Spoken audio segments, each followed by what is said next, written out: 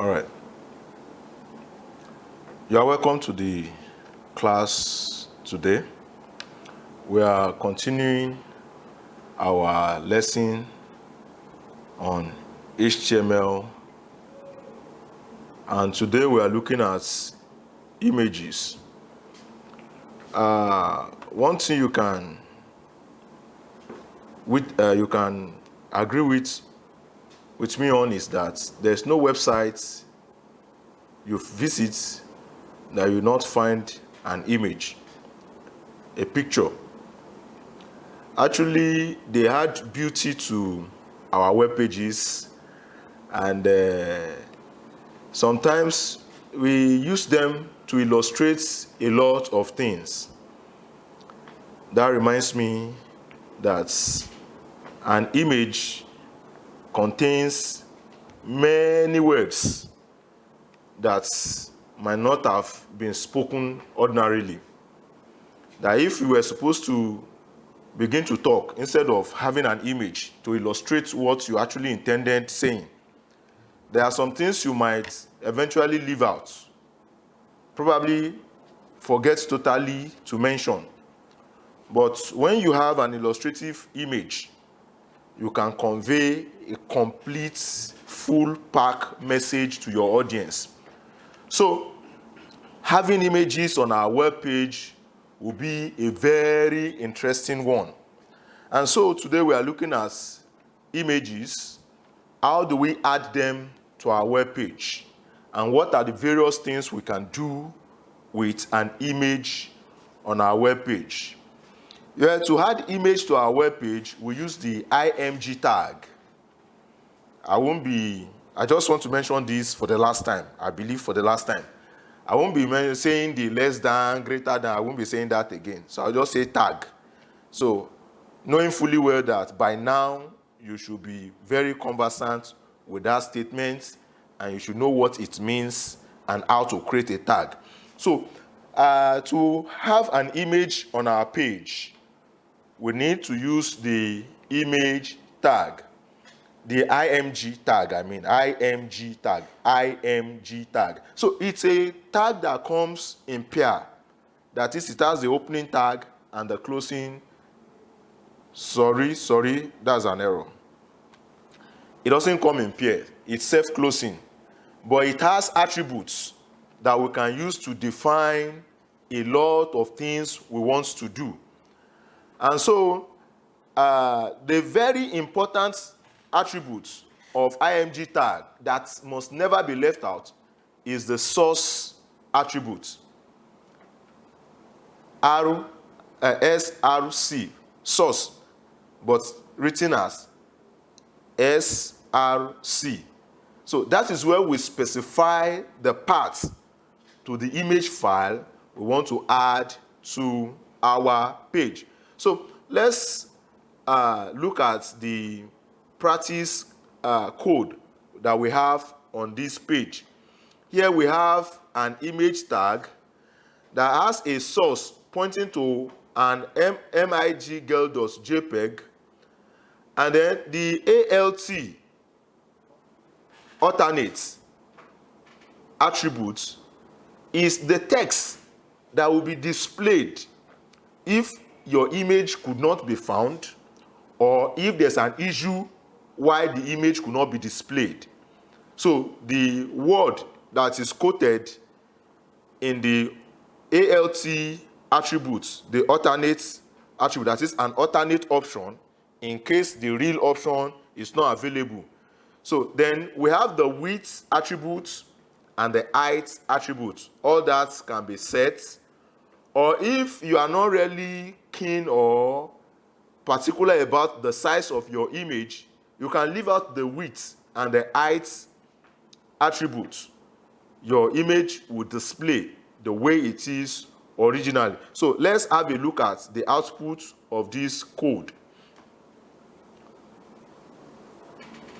Okay, so now you can see that by adding this image tag to our page and specifying the source attributes, then we have a picture loaded up in our browser. the picture of a girl in jackets. Now, let me deliberately make the picture unavailable so that we can see the work of the ALT attribute of the image tag. Okay, you see that instead of the picture, we have a thumbnail that looks broken to tell you that the link is broken. We can't find this image. And the ALT attribute that was set to girl in a jacket is now displayed. You know, when the image was displayed, girl in a jacket was not displayed because it was just an alternate to the real image itself. And since the real image is available, then the alternate text is not displayed. But if the image is not found or the image is corrupted and could not be displayed, then the alternate text is used to replace it. So you see now, the alternate text has gone away, and the image itself is what we can see in our browser.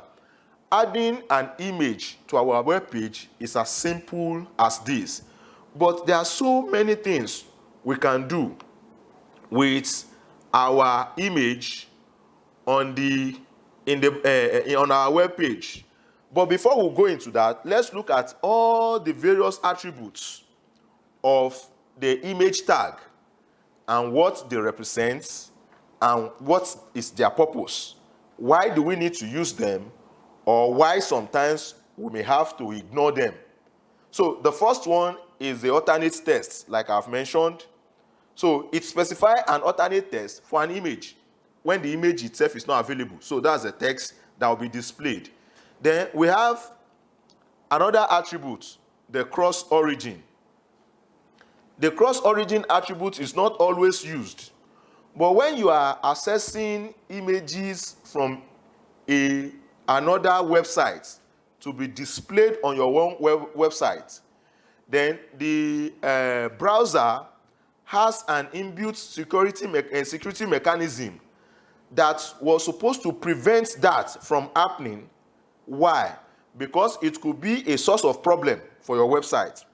And so the browser would impose what we'll call a cross-origin restriction. So now, in order to bypass that security in the browser, you now need to set a cross-origin credential so that when the image is being fetched from the other website to be displayed on your own website, the browser, seeing the cross-origin credential, will understand, okay, there's a credential for accessing these resources. And that will mean that the owner of the resources has consented that you should use it.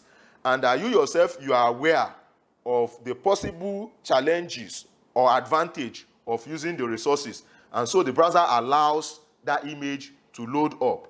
So that's the work of the cross origin. So it's a kind of credential that you pass across along with the tag when you are trying to pick up an image file from a third party. So let me use that word, third party. That's the right word to use for it. That means you are using resources from another website. So now we have the height attribute, which I already told you can ignore if you have already cropped your image to the size you want it to be and you are satisfied with the way it's displayed on your page. Otherwise, you may have to use the height attribute to either increase its size or to reduce its size. So you make use of that. Then we have the ismap attributes, and we use ismap to create an image map. When you load an image on your web page and you want to use that image to point to different parts of your website, you create something we call an image map so that different sections in the image can be clicked that will take you to another website. So when you want to make an image into an image map, you use the isMap attribute to specify it. Then you now slice the image up within your HTML code so that you can create different sections of the single image into various links. Remember, I told you that you can make anything into a link. Now you can make a single image into as many links as you want. That's what we use isMap for. Now we have a loading attribute for the image tag. And what does that do? We'll call it eager loading or lazy loading. What it does is it specifies whether a browser should load an image immediately or to defer loading of image until some conditions are met. That is, when you put loading, you can, in front of alongside with the loading attribute, you can specify some things, some conditions to be met before that image gets loaded to the page, especially when you are doing an image map, because you must have mapped out how you are going to slice up the image so that all the various links that you are trying to generate from the image can be properly generated and they can be valid. So you want to decide when to be appropriate for the image to be loaded. So that's what we use the loading attribute for. We have the long description attribute for the image. And in that case, you put the absolute file part of the image, the folder where the file is residing. If it's still residing inside another folder, the full file part that can be entered into the address bar of a browser that will display the image by itself in the browser. That full part, when you want to specify it as part of the attributes of your image tag, then you use the long description to accomplish that goal. Then we have the referral policy. Majority of these attributes are not being used. But then, when you are faced with the particular situation that require them, then you have to use them. Like the referral policy attributes is seldomly used. But then, people that are into advertising, that create images for advertisements, they use these attributes of the image tag so that they can track from what source are they receiving the visits that came to the site that they are trying to advertise. So, for instance, they can create a GIF image for to advertise. So when they share it to the various advertising agents to be put on their website, then they set the referral policy so that when the advert is being clicked, it will take them to the website that is being advertised. And then it can be tracked to know where it is coming from. And sometimes after this has been set, you can null it out by using the no referral attribute as an addition to it. And so that is what that does. So it specifies which referral information to use when fetching an image. Then another attribute we have is the size attribute, which specify the size of the image for different page layouts. That is, you can use the size attribute when you need to reduce the layout. For instance, if you are trying to design a mobile-ready website, and then your website, you want it to fit into big screen, and at the same time, you want it to fit into small screen. Though with the advent of HTML5, majority of these things have been simplified and have made to work almost automatically. But then there are still some things you can do to be in full control of the way your website appear on different devices. So, for instance, if you are displaying image in a desktop monitor, you want to display it very large so that the user can see it very well. And then when it comes to a tab, you don't want your user to be scrolling the image up and down to see the entire image. So you can use the size attribute to reduce it for the tab so that it can come to the size or that the tab will be okay with. And now you are coming to another smaller phone, smaller than the tab. So that is where the size attribute of the image comes very handy. Now, the source attribute, the most important of them. The basic one that must always be in any image tag is the source attribute, because that is the one that actually specifies the image to be displayed. So now we also have source sets. Specify a list of image files to be used in different situations. In that case, maybe you have 2-3 different files and you want to alternate their display based on what the users to your site are doing. So you can use the source set instead of source. You know, it is still source, but it's set, meaning that it's not just one. Like we have set in mathematics. It's not just one, but there are about 2, 3, 4, 5 of them. So you want them to alternate. So you use the source set for that. And then we have the use map, just as we have the ismap up. Source map and use map and ismap, they work together. We also have the width attributes that work alongside with the height attributes to specify different height and different widths for our image. So now, with all this, we have proper understanding of the image tag and how to use them on our web page. And I want to believe you enjoyed the class. Now, before we go, I want to give you an assignment on this particular one. So you are going to do for me a family photo book, HTML. So get your dad's picture, your mom's picture, your siblings' picture, and put them all together on the home page. Now, each of them will be a link to different pages for each individuals in the family. So when you get to the page of that individual in the family, in the home page, write Ogundare family at the top.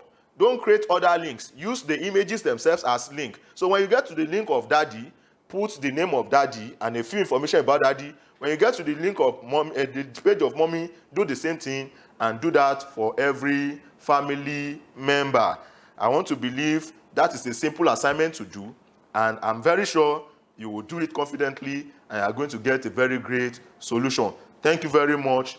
God bless you. I'll see you in the next class.